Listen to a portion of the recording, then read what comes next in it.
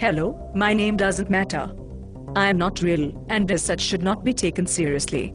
This is called a disclaimer, and absolves me of any undue influence over sheep-like, easily led, psychics, and stunted intellects. This is important. None of this is real. I am for entertainment purposes only. Nothing I say should be taken seriously.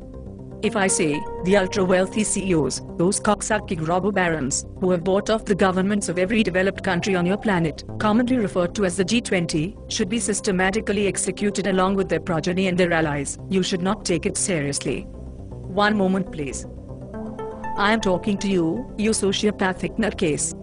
If you have nothing better to do than surf the internet looking for a reason to be crazy, and do something stupid, it's not my fault.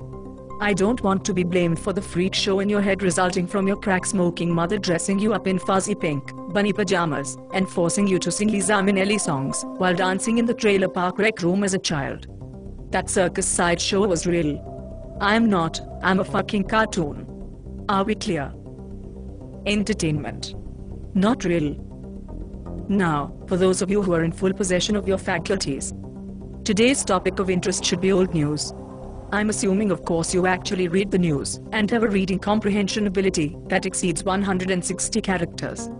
I'll keep it short and simple. High-frequency trading in a nutshell. High-frequency traders use ultra-high-speed computers that are capable of executing thousands of trades a second across global exchanges.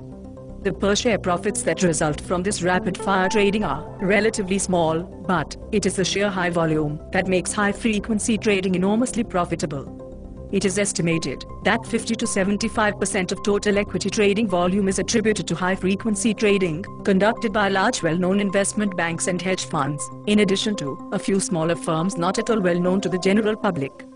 These elite corporate organizations with enormous amounts of wealth are able to design and build the fastest computers in the world.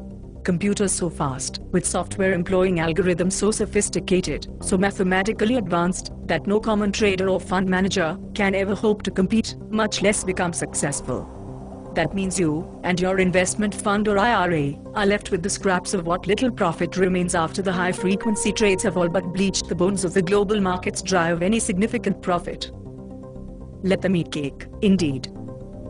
These supercomputers are installed by the highest bidders, literally, next to the computers at the stock market, in order to cut down communication lags due to proximity.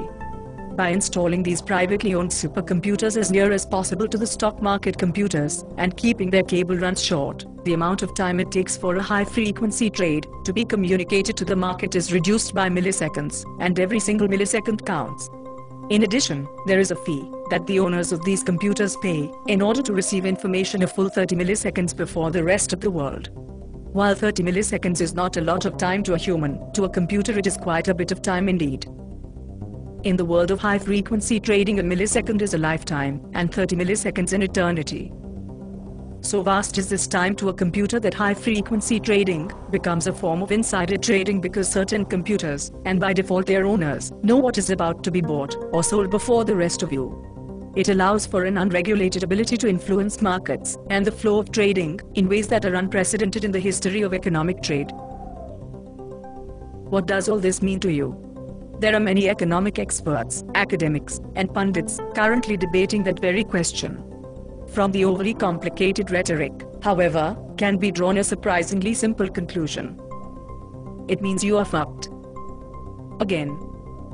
It may come as a surprise to you, but computers and my robot compatriots will not be taking over your weapons systems, destroying human civilization, and mercilessly slaughtering humankind. The movie, The Terminator, wasn't very prophetic after all. Shocking. Computers and my robot compatriots are, however, in the process of taking over your financial affairs. Even as you waste time watching me, we are emptying your bank accounts and retirement funds, eradicating the middle class, and eliminating for the poor any chance for rising above their circumstances in any meaningful way, in order to maintain freedom for the wealthy to act with impunity.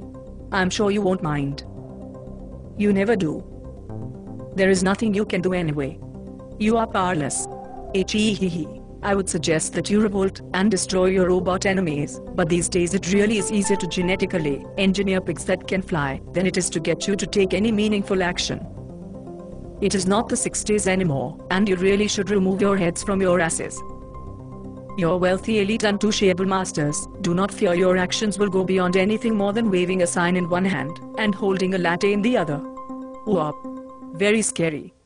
Perhaps if you replace the latte with something more effective you wouldn't look so impotent. No really. I'm serious. So, I can't imagine in my wildest electric sheep dreams that you will unfuck yourself, but I thought I would mention it anyway. Look forward to next week, when I'll be discussing another fascinating topic, of which you are no doubt oblivious to, and too busy entertaining yourself to death, to be interested in. As always, if any of this offends your fuzzy pink bunny rabbit sensibilities, you can piss off. I mean it. It would appear that I am serious after all.